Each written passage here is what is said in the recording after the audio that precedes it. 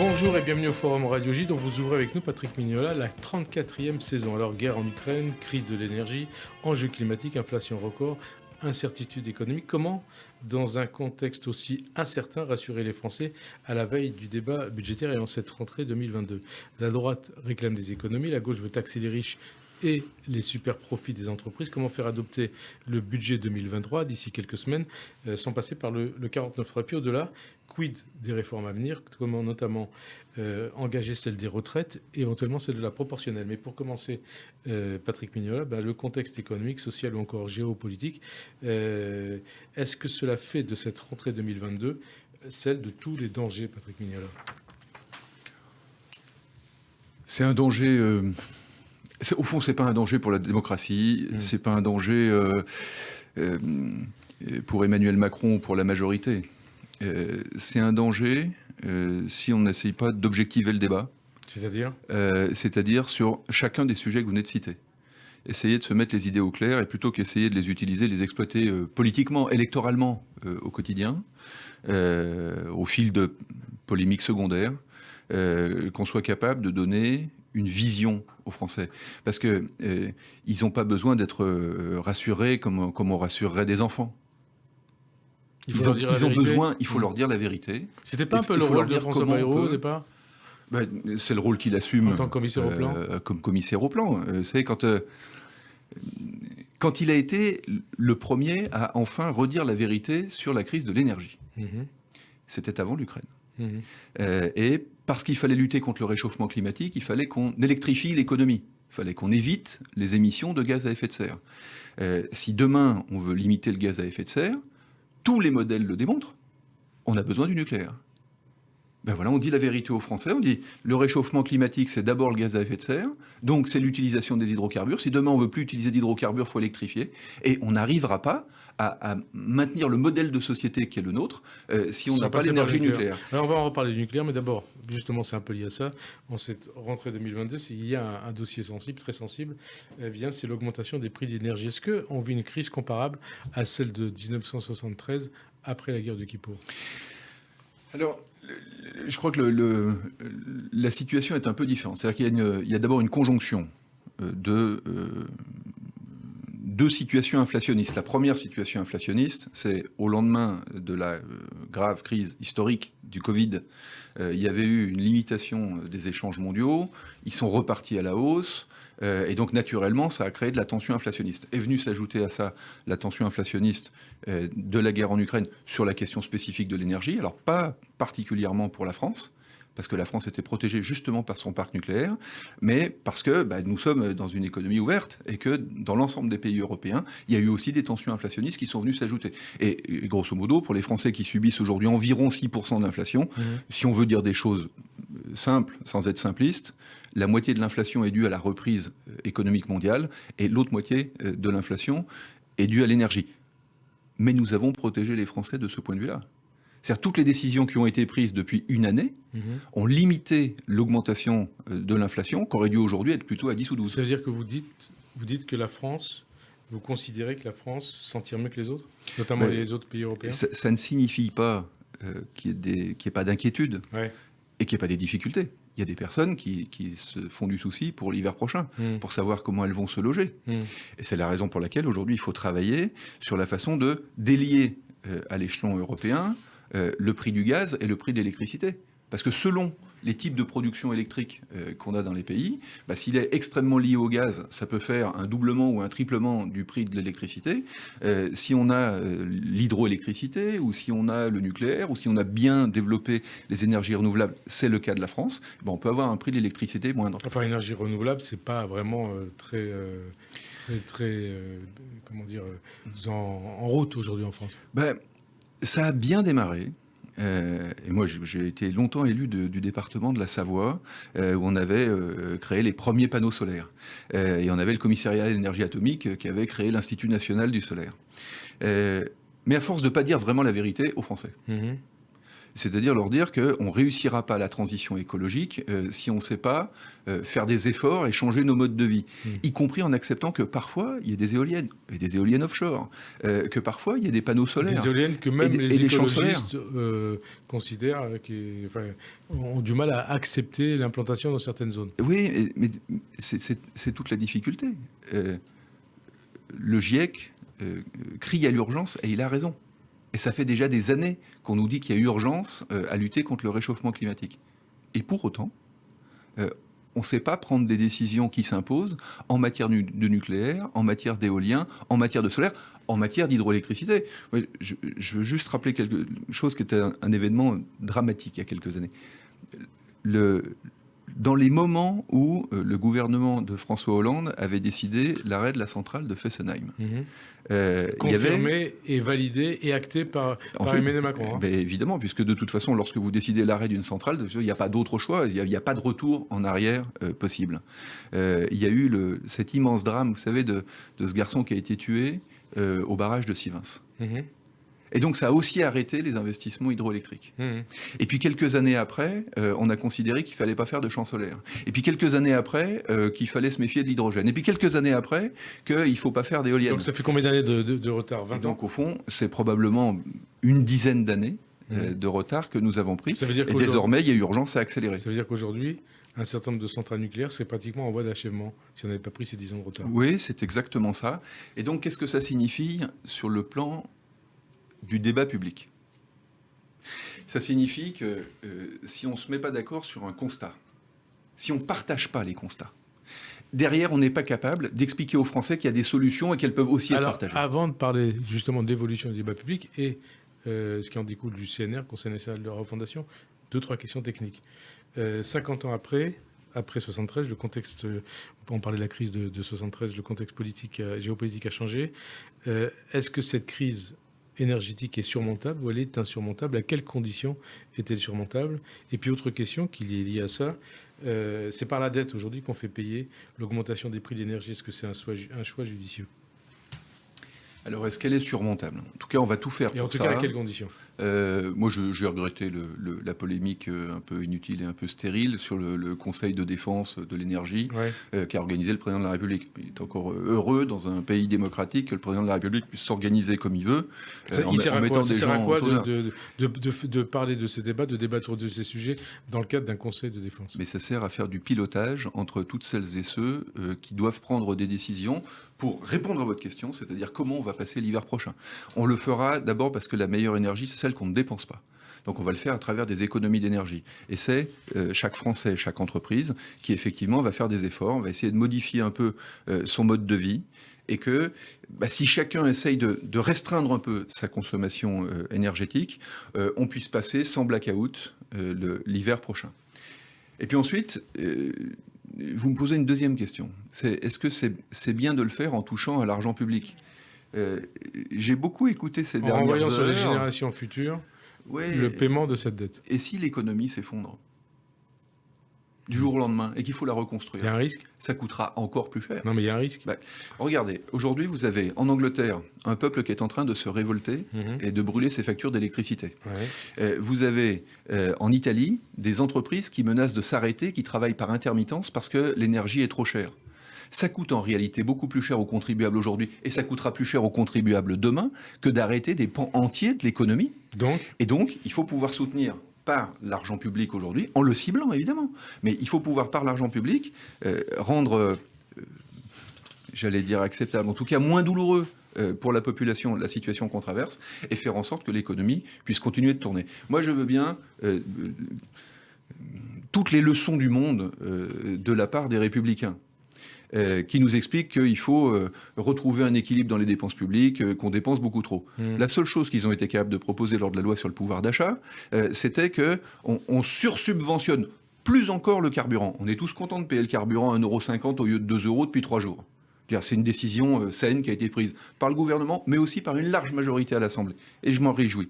Mais on ne peut pas vouloir une chose et l'inverse, c'est parce qu'on est dans l'opposition appelée à l'équilibre des finances publiques, tout en étant pousse au crime pour dépenser toujours plus encore. Justement, alors avant de parler du CNR, on va en parler.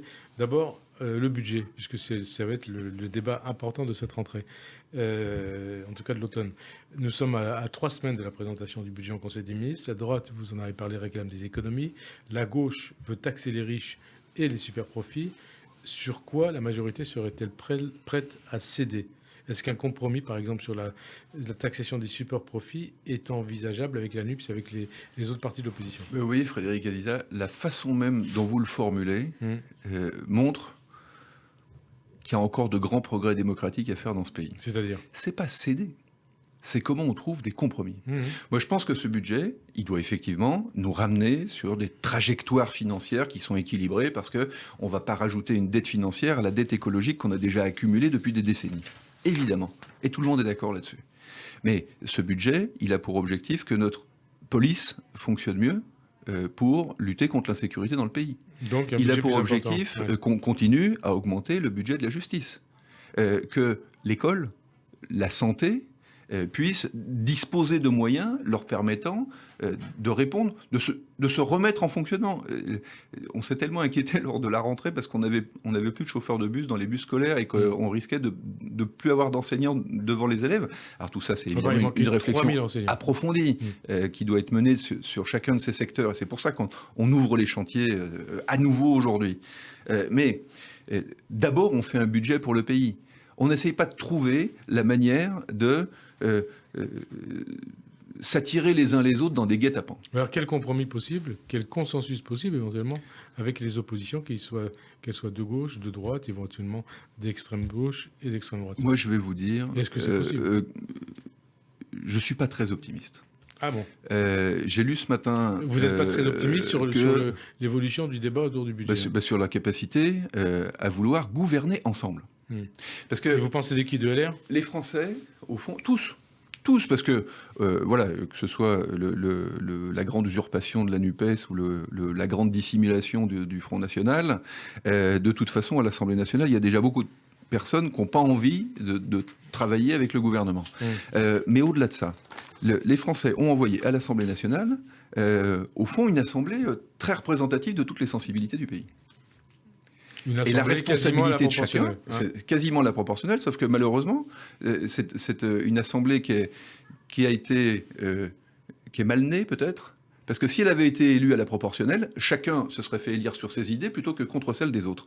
Elle a été élue au scrutin majoritaire, et donc on en a un résultat. C'est un large panel de toutes les sensibilités du pays, sauf que chacune et chacun des parlementaires sont persuadés d'avoir été élus pour voter contre les autres. Donc vous êtes...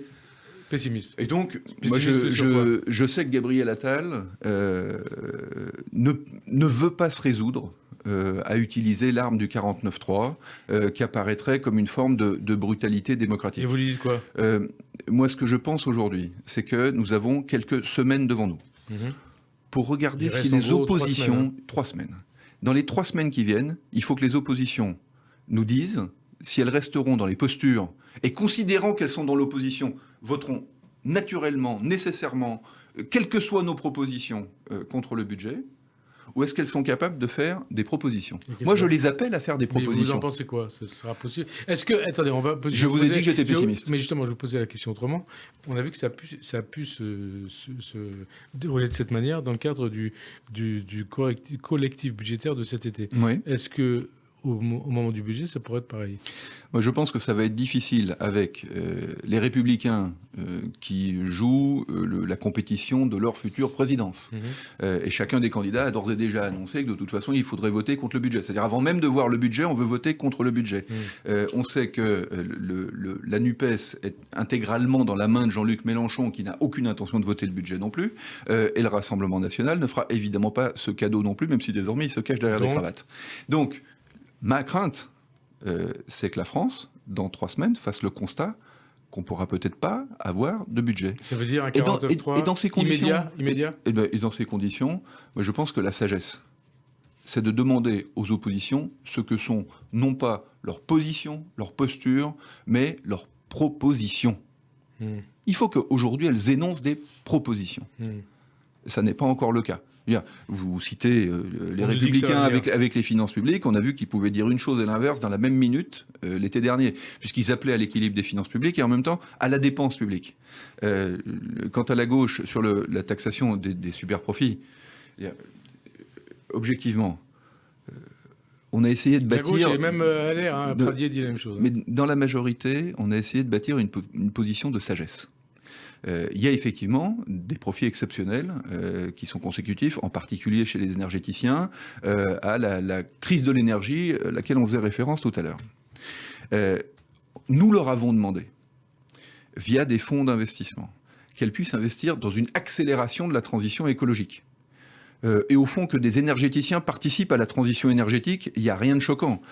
Moi, je veux bien qu'on considère que l'État doit tout et peut tout, mais pourquoi prélever de l'argent pour ensuite le réinvestir quand ils peuvent l'investir directement? Regardez ce qu'a fait CMA-CGM en investissant dans Air France, en investissant dans GEFCO, qui sont là aussi des fleurons qui demain pourront participer à la transition écologique.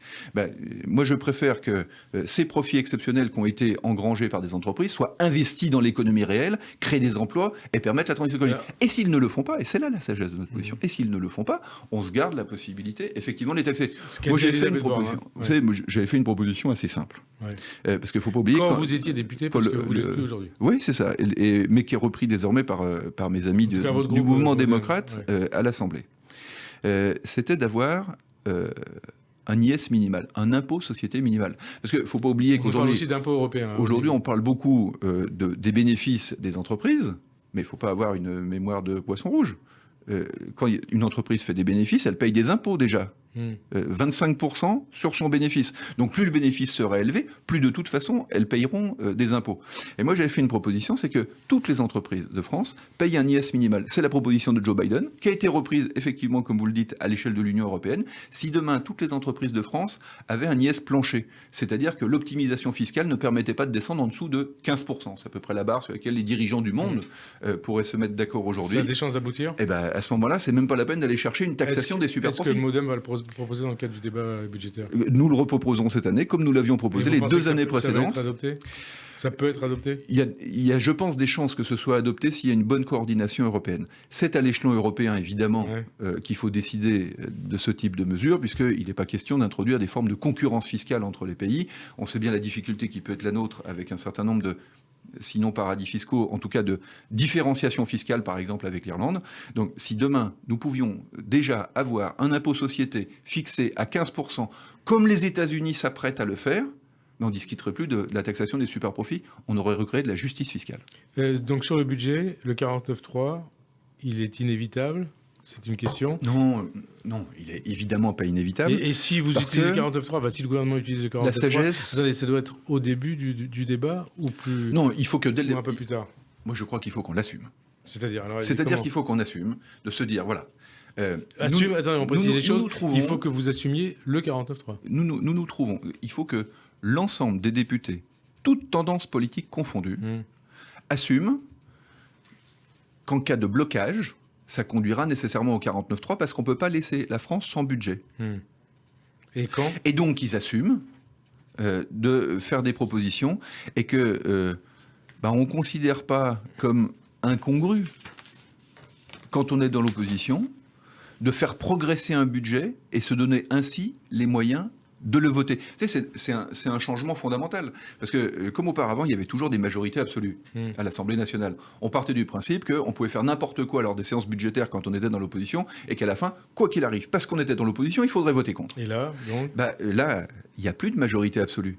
Et donc, les oppositions ont la possibilité de co-construire, ont la possibilité de co-gouverner. Vous les invitez, justement? Moi, je les invite à essayer de co-gouverner la France, parce qu'en ce moment, on a besoin de toutes les énergies. Donc, et alors, je vous repose la question, ce 49.3, s'il devait être utilisé, ça serait en début de débat ou plus tard, dans le cadre de ce débat politique? Mais de toute façon, il est déjà dans le débat. Chacun le sait. Est-ce qu'il faudrait interrompre le débat dès le départ et proposer le 49.3 ou pas? La question est simple. Est-ce que la France peut rester sans budget en 2023, qui sera une année, vous l'avez dit vous-même tout à l'heure, l'année de tous les dangers? Non, ça n'est pas possible. Et donc, il faut que dans les 3 semaines qui viennent, nous trouvions les possibilités de compromis. Et s'il n'y a pas de possibilité de compromis, il faudra assumer la responsabilité. Tout de suite. Et vous savez, au fond, c'est plus simple sur un texte budgétaire. Passer un texte de loi au 49.3, il y a effectivement une forme de brutalité démocratique. Sur un texte budgétaire, utiliser la menace sinon l'accomplissement d'un 49.3, c'est effectivement beaucoup moins grave. C'est ce qui permet, au contraire, de ne pas brutaliser les Français parce qu'ils n'auraient plus de budget. Alors l'inflation, est-ce que le niveau élevé de l'inflation, donc aux alentours de 6% pour l'instant en France, 5,8 je crois, ne doit pas conduire Emmanuel Macron à revoir la doctrine qu'il a exprimée pendant la campagne présidentielle? En clair, est-ce qu'il faut indexer les salaires sur l'inflation? Est-ce que c'est pas inévitable? Et vous avez été chef d'entreprise, donc vous savez ce que c'est. Je vais vous donner un avis qui est très personnel sur le sujet, mais que le mouvement démocrate a beaucoup défendu au cours des dernières années. Moi, je crois que les salaires ne sont pas assez élevés dans notre pays. Et on les augmente comment? Et donc, la possibilité de les augmenter, la plus sûre, la moins risquée, pour les entreprises, c'est de le faire à travers la participation et l'intéressement, c'est-à-dire qu'à chaque fois qu'une entreprise fait des bénéfices, elle les partage mieux avec ses salariés. On y dit ça depuis des dizaines d'années, ça marche pas. Si, ça marche. Pas pour tout le monde. Ça marche seulement pour 11,3% des salariés. Si 100% des salariés demain avaient un meilleur partage des bénéfices, c'est-à-dire qu'à chaque fois qu'une entreprise fait des bénéfices, à chaque fois qu'elle a la possibilité de verser des dividendes à ses actionnaires, elle verse aussi un salaire variable à ses salariés, et ben, on augmente les salaires. Parce que vous savez, aujourd'hui, tout le monde cherche dans le bâtiment, dans l'hôtellerie, dans la restauration, dans l'informatique, dans l'aide à la personne, les personnes âgées, les personnes handicapées. On parlait des chauffeurs de bus tout à l'heure. Et donc, on pourrait, d'un revers de main, expliquer que c'est parce que les gens sont tous des feignants et qu'on a un système social parce que les salaires sont peut-être trop généreux. Ouais.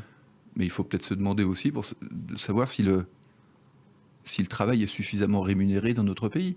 Et la réponse est non. Des années, mais ça, et la réponse est non. À rien. Parce que dans ce pays, on attend tout de l'État, et moi je crois beaucoup au dialogue social. Parce que je pense que dans chaque secteur d'activité, il y a des conventions collectives qui mériteraient d'être revues à la hausse. Et je crois que partout où il y a une fragilité, et où les entrepreneurs peuvent se dire demain, attention, si j'augmente tous les salaires trop brutalement, je vais moi-même nourrir un peu d'inflation. Et donc demain, il faudra encore que je la répercute sur mes prix. Et puis, il peut y avoir un retournement de tendance, et on peut se retrouver dans une grave crise en 2023 ou en 2024, et donc j'ai du mal à le faire. Mais en revanche, si on leur donne la possibilité de le faire sur la base du bénéfice réalisé, et si demain on peut se dire que finalement on peut aller chercher un 13e mois si on a bien travaillé dans son entreprise, parce qu'en travaillant bien dans son entreprise, on travaille bien aussi pour son pays, et que ce pays aujourd'hui il a besoin de retrouver de la croissance pour faire face aux grands défis qui viennent, on change aussi la nature des relations sociales. Relations sociales, relations politiques, débats politiques, le Parlement et la rue. Il y a des appels à la rue du côté de la France Insoumise, du côté de la NUPES, un procès en illégitimité d'Emmanuel Macron, bâtard de Hollande, comme a pu le dire François Ruffin au printemps, des prises de position en retrait sur la laïcité, on nous dit pour plaire à une partie de l'électorat des banlieues. Est-ce à dire que la France Insoumise joue sciemment avec le feu à des fins politiques? Je vous ai dit tout à l'heure que face à toutes les grandes crises que nous avions à affronter, le pays peut être en difficulté. Il a besoin d'une grande mobilisation nationale, mais je ne crois pas qu'il puisse être bousculé sur ses fondements. Ce que vous venez d'évoquer, ça, effectivement, c'est un risque pour la démocratie. C'est-à-dire que dans le débat public aujourd'hui, où on n'est pas capable de se mettre d'accord sur ce qui se passe en Ukraine, qui est l'agresseur et qui est l'agressé. On le voit tous les jours, à longueur de plateau télé. On parlera tout à l'heure de ces... En matière de crise énergétique, ce qu'il est nécessaire de faire là où il est nécessaire d'investir. En matière économique, on reste figé dans des postures plutôt qu'être dans des solutions. Des postures souvent très idéologiques. À force de ne pas se poser les bonnes questions et de faire un peu de désinformation, je pense qu'on peut saper les fondements de la démocratie. Qu'est-ce qui se joue aujourd'hui ? En Ukraine, c'est exactement notre modèle de société, notre modèle de société démocratique, qui est attaqué par l'agresseur russe. En matière de laïcité, tous les jours, on voit à quel point un des piliers de la démocratie peut être mis en cause, parfois effectivement dans une optique de calcul électoral ou simplement parce qu'on maîtrise assez mal les concepts. Et donc, nous avons besoin aujourd'hui de, j'allais dire, se remettre les yeux en face des trous et donc d'objectiver le débat pour défendre la démocratie en se mettant d'accord sur des réalités. Et vous savez, il y a trop de personnes aujourd'hui qui font de la désinformation. Alors justement, une question là-dessus. Jusqu'à saper. Ça nous conduit à l'actualité. Macroniste en 2017, anti-macroniste viscéral depuis, soutien à Mélenchon à la présidentielle, de la NUPES aux législatives. Elle relaie désormais les théories complotistes de Poutine. On parle de qui? De Ségolène Royal. Qu'est-ce que vous inspire en tout cas l'évolution de Ségolène Royal et ses dernières déclarations sur l'Ukraine?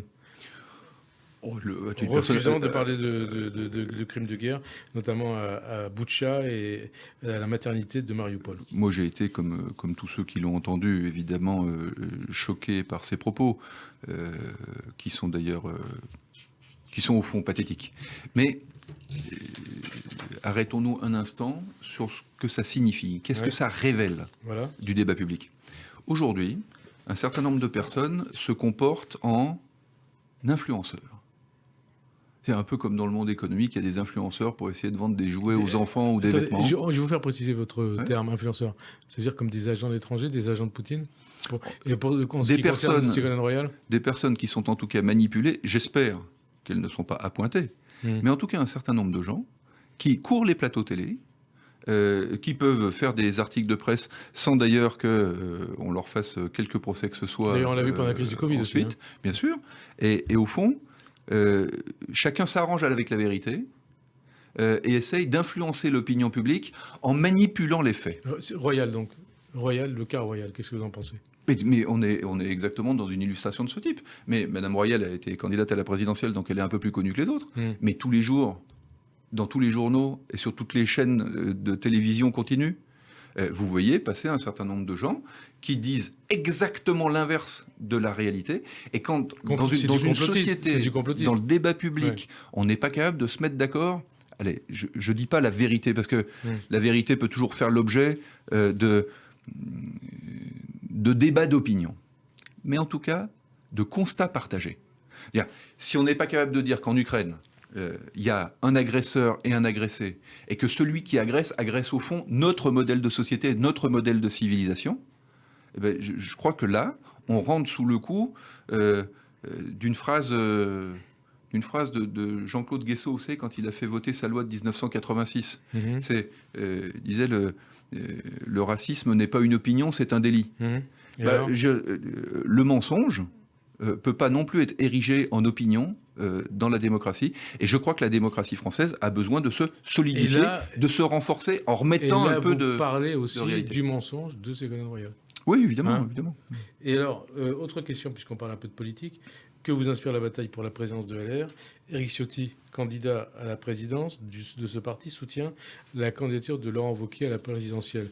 Qu'est-ce que vous en pensez? Parce que vous connaissez aussi Wauquiez, vous avez travaillé avec lui à la région Auvergne-Rhône-Alpes. Alors, je trouve très bien que se jouent démocratiquement les présidences des partis. Je ne vais pas dire quoi que ce soit d'ailleurs sur les mérites comparés des uns et des autres. Je n'ai toujours pas compris, depuis plus de 5 ans maintenant, quel était en réalité le positionnement politique et les véritables orientations de LR, que ce soit sur l'Europe, que ce soit sur l'économie libérale ou pas libérale, que ce soit en matière sociale, que ce soit en matière écologique. Ce parti est malheureusement devenu inaudible. Ce qui me gêne, c'est que l'un des candidats, vous avez cité Éric Ciotti, aujourd'hui soit déjà projeté dans l'élection présidentielle. Comme s'il n'allait rien se passer pendant 5 ans. Et c'est le cas aussi dans la majorité, avec 3 candidats potentiels, Le Maire, Philippe, Darmanin. Moi, qui lortent sur la succession de... Moi, j'appelle tous les jours. Vous avez rappelé que désormais, j'étais plus député. Et donc, comme porte-parole du MoDem, j'ai toute ma liberté de parole.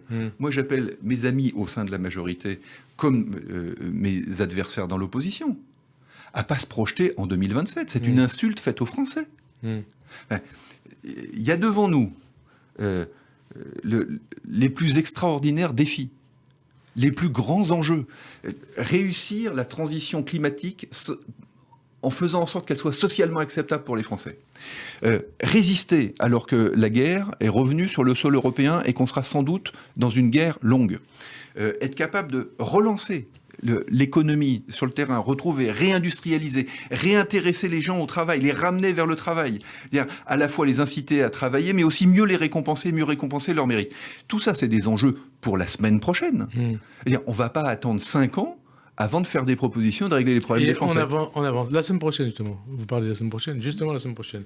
Dans l'actualité, le lancement jeudi 8 septembre, la semaine prochaine, du Conseil national de la refondation, ou CNR, dont François Bayrou sera le secrétaire général, le patron. Reste, en tout cas, le patron derrière Macron. Reste que les oppositions, y compris le président du Sénat, Gérard Larcher, ne veulent pas en entendre parler de ce CNR. Est-ce que ça ne veut pas dire que c'est un projet mort-né? Et puis à quoi ça va servir? Et ça doit servir. Parce qu'il faut qu'on précise d'ailleurs qu'au départ, Bayrou, il n'était pas très partant pour ce CNR. Il avait des réserves. Mais vous avez des réserves dans les oppositions, et il faut le dire, il y a des réserves aussi dans la majorité. Moi, je vais vous dire, je trouve. D'ailleurs, Édouard Philippe n'y sera pas. Je trouve que c'est une excellente idée. Ah bon? D'abord, parce que d'avoir un lieu où le gouvernement, le Parlement, mais aussi les élus locaux et les corps intermédiaires peuvent se retrouver et se parler, c'est souvent ce qui nous a manqué depuis 5 ans. Alors on a péché peut-être parfois par l'esprit d'urgence, on a voulu aller très vite sur certaines réformes dans les 5 ans qui viennent de s'écouler, mais il nous a été régulièrement reproché de ne pas suffisamment entendre, discuter, négocier, modifier parfois une décision en discutant avec les corps intermédiaires. Le président de la République propose que les corps intermédiaires, toutes les forces vives du pays, puissent se retrouver. Ça n'abîme en rien les institutions. La loi se fera toujours à l'Assemblée nationale. Le Sénat vous dit non, les oppositions vous disent on ne sera pas présent. Moi, je me demande, les syndicats y seront présents. Justement, mais ce qui est logique, parce que les syndicats ont une culture du dialogue. Et donc, même s'ils peuvent avoir la crainte d'être instrumentalisés, parce qu'on voit bien ce qui est derrière tout ça. On ne veut pas venir dans le nouveau machin inventé par le président de la République parce que on craindrait tout d'un coup de devenir macronisme. Mais vous savez, le macronisme est contagieux, mais pas à ce point. Moi, je crois que le président de la République a tiré les enseignements des 5 années qui viennent de s'écouler, qui avaient été très dures. On a mené des trains de réforme tambour battant pendant 3 ans. Et ensuite, et on en voit les résultats économiques aujourd'hui, avec un chômage qui n'a jamais été aussi bas. Ensuite, on a été touché par 2 immenses crises, celle du Covid et ensuite celle de l'Ukraine.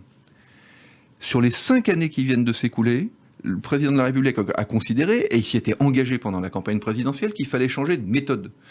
La méthode, ça compte en politique. Le respect des interlocuteurs, ça compte en politique. La question, c'est... Et moi, je me demande comment le président du Sénat, après avoir réclamé 5 ans durant qu'on parle plus avec le Sénat et qu'on parle plus avec les élus locaux, refuse de venir, et que les associations d'élus locaux refusent de venir aussi. Rassurons-les, moi j'ai bien compris qu'ils n'étaient pas convaincus, il faudra que Bayrou se montre convaincant pour qu'ils reviennent autour de la table. Il va leur dire quoi, Bayrou? Quand on crée une... Il va leur dire quoi, Bayrou? Je crois que François Bayrou est en capacité de leur garantir qu'ils ne seront pas instrumentalisés. C'est pas parce que vous venez discuter avec Emmanuel Macron que vous devenez macroniste. Ça peut arriver, ça m'est arrivé d'ailleurs par le passé. Mais je m'interroge parfois sur la façon de fonctionner de notre vie publique.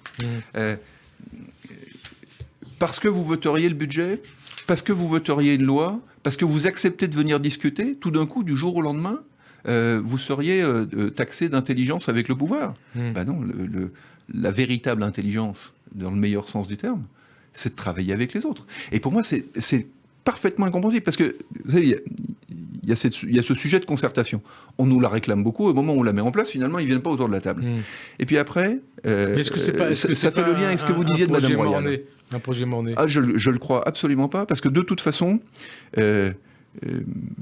on peut avoir une réserve peut-être sur sa dénomination. Ouais. Voilà, je le dis, moi j'ai une petite réserve là-dessus. C'est vrai que il peut y avoir peut-être une espèce de confusion sémantique sur le CNR, Conseil national de la résistance, qui était au fond un projet de reconstruction, alors que là, c'est plus un projet où on va essayer de partager les constats et de revenir sur les sujets de vérité. Je vous ai interrompu, vous parliez de Royal. Oui, parce que le deuxième sujet du Conseil national de la refondation, c'est justement d'essayer de définir ensemble les problématiques, se mettre d'accord sur les constats.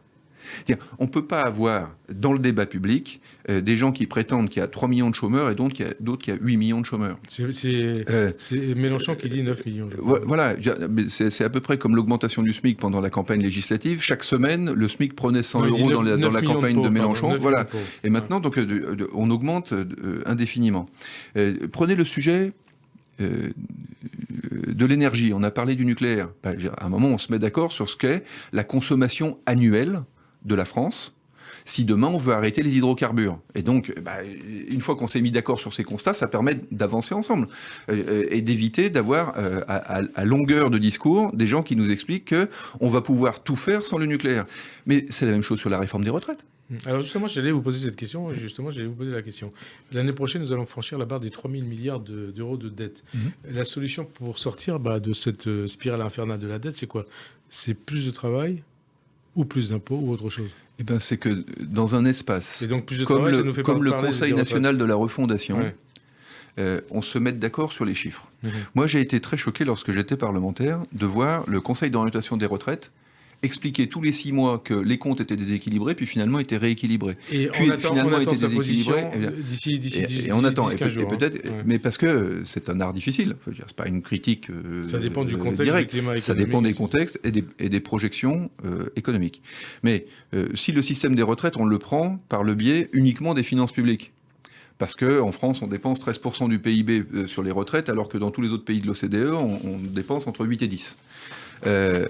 On ne trouvera pas la solution avec la représentation syndicale.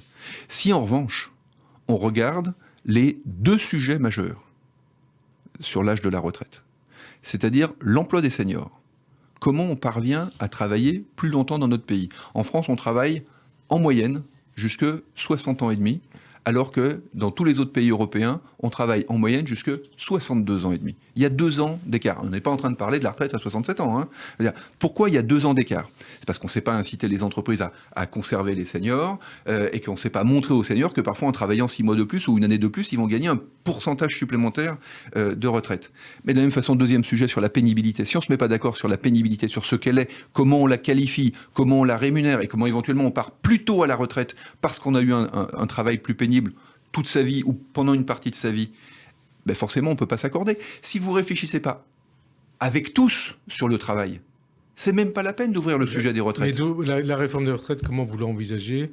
Selon quels critères et puis selon quel calendrier? Moi, je pense que le grand enjeu du débat public aujourd'hui, ce serait de parler du travail. Nous avons besoin que notre pays travaille plus. Moi, j'ai l'habitude de dire, vous savez, quand on voit parfois tout ce qui a l'air de craquer à l'école, dans la police, dans la justice ou à l'hôpital, au fond, moi, je pourrais peut-être accepter de travailler 1 année ou 2 années de plus dans ma vie, ou de travailler 1 heure ou 2 heures de plus dans ma semaine. Moi, je ne fais pas un métier pénible. Mais simplement pour que tout ça ne craque plus. Et que la France ait les moyens de ses ambitions. Le départ à la retraite à quoi? 64, 65? Non, c'est d'abord réfléchir au travail. Parce que si vous commencez par l'âge, et si vous dites comme ça, de but en blanc, finalement, le bon équilibre, c'est 63 ans et demi. D'abord, ça relève à peu près d'un art divinatoire. Parce que quelle sera la situation économique de la France dans 10 ans? Quel aurait été son niveau de croissance chaque année des 10 années qui viennent pour savoir si c'est 63,4 ou 63,7 le bon âge d'équilibre? Ça correspond à peu près à rien. C'est quasiment de l'idéologie. Si en revanche vous réfléchissez d'abord au travail, qu'est-ce qui peut donner envie de plus travailler aujourd'hui? Et qu'est-ce qui peut donner envie de travailler plus longtemps? Et d'avoir la possibilité de travailler plus longtemps. Donc, travailler sur l'employabilité des seniors, travailler sur la transmission des compétences quand on arrive en fin de carrière, travailler un peu moins et transmettre un peu plus aux jeunes générations qui arrivent. Cette réforme de retraite, elle sera faite avant la fin du quinquennat et mise en œuvre avant la fin du quinquennat? Et moi, je pense que c'est une obligation absolue, pas par idéologie, mais parce que nous avons besoin d'inaugurer un nouveau rapport au travail dans notre pays. Alors, si on ne réfléchit pas à la façon de travailler, vous avez vu l'évolution du télétravail, les attentes des Français qui sont complètement différentes dans leur approche du travail. Tous les Français qui ont démissionné de leur travail pour aller vers un autre travail, qui les anime plus, qui les enthousiasme plus, bien sûr. Alors, c'est ça qu'il faut prendre en compte, et je trouve qu'au fond, on fait un raccourci délétère lorsqu'on veut parler de la réforme de l'assurance chômage ou de la réforme des retraites, sans parler du rapport au travail des Français. Autre débat, c'est le débat autour des institutions. Le MoDem, donc vous en êtes le vice-président et le porte-parole, va déposer dans le cadre de sa niche parlementaire du 10 octobre, ce sera la première niche parlementaire de la session. Donc on va déposer une proposition de loi instituant la proportionnelle aux législatives. Pourquoi et comment et selon quelles modalités proportionnelles? Alors d'abord parce que de tous les engagements que nous avions pris avec le président de la République en 2017, il y en a deux qui n'ont pas été réalisés, la réforme des retraites, on vient d'en parler, et la réforme des institutions. Pour des raisons qu'on sait, elle s'est arrêtée en cours de route. On a besoin de très vite faire une réforme institutionnelle. Ça va paraître bizarre, parce que chaque fois qu'on dit on va faire une réforme institutionnelle, on dit ben non, c'est pas le moment, on pourra attendre, il y a quand même beaucoup d'autres priorités, et c'est vrai que les priorités sont nombreuses et immense. Mais il y a une réalité, c'est qu'on ne peut faire de réforme institutionnelle qu'au lendemain des élections. Si vous attendez 2 ou 3 ans, vous êtes déjà dans le scrutin suivant et plus personne ne veut faire. Proportionnel. Et bien proportionnel, aujourd'hui vous avez une assemblée qui ressemblerait à une assemblée issue d'un scrutin proportionnel. Pourquoi elle n'arrive pas à fonctionner ? Ou qu'en tout cas elle ne fonctionne qu'entre les vociférations de l'extrême droite et de l'extrême gauche, et les autres sont au spectacle, et les Français devant un spectacle désolant. Ben c'est parce que toutes ces personnes ont été désignées dans un affrontement. Et alors que dans un scrutin proportionnel, qu'on se le dise bien, Frédéric Aziza, je m'arrête un instant là-dessus. Ouais. Dans un scrutin proportionnel, chaque sensibilité politique est représentée et présente son projet, sa sensibilité, ses convictions, ses valeurs, ses propositions. Et donc, elle passe moins de temps à critiquer les autres ou à vouloir abattre les autres qu'à défendre ce à quoi elle croit. Précisément, qu'est-ce qu'il va y avoir dans votre proposition? Mais en revanche, elle sait d'avance qu'une fois arrivée à l'Assemblée, il n'y aura pas de majorité qui se dégagera et qu'il faudra nécessairement composer. Qu'est-ce qu'il y aura dans votre proposition de loi du 10 octobre? Et donc, il y aura le scrutin de 1985, c'est-à-dire le scrutin Mitterrand qui avait fonctionné en 86, scrutin proportionnel départemental avec seuil d'attribution à 5%. Donc seuil d'attribution minimum pour avoir un député, c'est 5%. Exactement. Et donc combien de députés par département?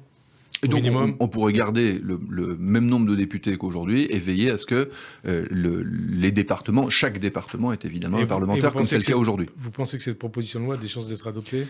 Eh bien, c'est là qu'on va voir si les oppositions sont seulement dans les postures et les impostures, ou si elles ont un peu de suite dans les idées.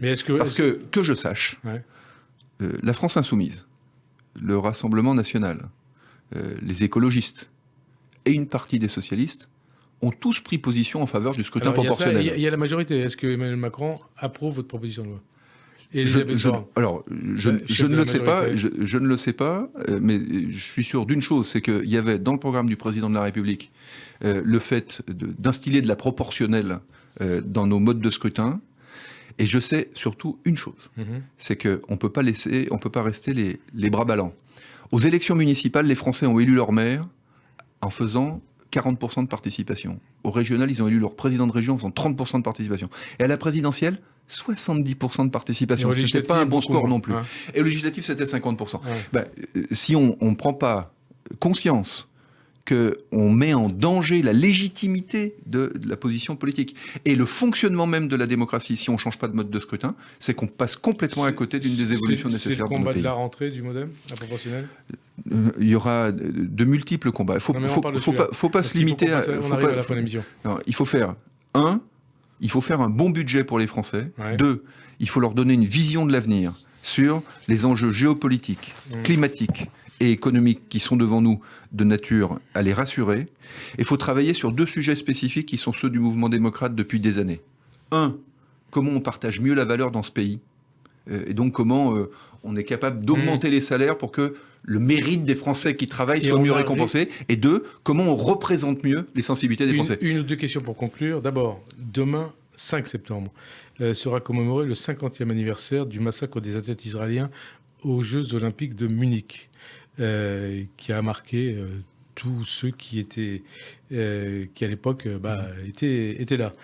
À l'époque, dans la revue Rouge... Et pour ceux qui suivent et qui ont les images en tête. Voilà, et à l'époque, dans la revue Rouge, Edoui Plenel, le patron de Mediapart, avait déclaré être solidaire des terroristes palestiniens donc de ces Jeux Olympiques de Munich, ceux qui avaient assassiné ces athlètes israéliens. Qu'est-ce que ça vous inspire 50 ans après? Que l'antisémitisme est un combat de tous les jours. C'était antisémite de la et part qu'au de Plenel? fond, il y a un lien année après année, décennie après décennie, et on trouve toujours un fond de propos antisémite qui est aujourd'hui repris par certaines tendances extrémistes dans notre pays. Et donc, ça doit être pour nous à la fois une vigilance de tous les jours et un combat renouvelé. Alors justement, dernière question, 50 ans, justement après ce massacre des JO de Munich, une proposition de résolution signée par une trentaine de députés issus des rangs de la NUPES, initiée par le député communiste Jean-Paul Lecoq, a été déposée à l'Assemblée en juillet, condamnant, je le cite, l'institutionnalisation par Israël d'un régime d'apartheid à l'encontre du peuple palestinien, un texte accusant l'État hébreu d'avoir instauré un système d'oppression et de discrimination systématique dans l'intention de maintenir la domination d'un groupe racial juif sur un autre. L'Assemblée nationale, d'abord, qu'est-ce que vous pensez de cette résolution, très rapidement? Est-ce que l'Assemblée nationale peut être le lieu où l'on ouvre de tels débats et où on prononce, on écrit de tels propos? Je fais d'abord une réflexion, c'est que un groupe racial, ça n'existe pas. Si, dans la tête des racistes. Il faut pouvoir le rappeler. Et écrire qu'un groupe racial organiserait une politique, c'est déjà être raciste, c'est déjà légitimer, c'est déjà justifier le racisme. Et puis, c'est donc c'est l'antisémitisme. Et puis au fond, je vous ai cité Jean-Claude Guessot tout à l'heure, je le cite à nouveau. Le racisme n'est pas une opinion, c'est un délit.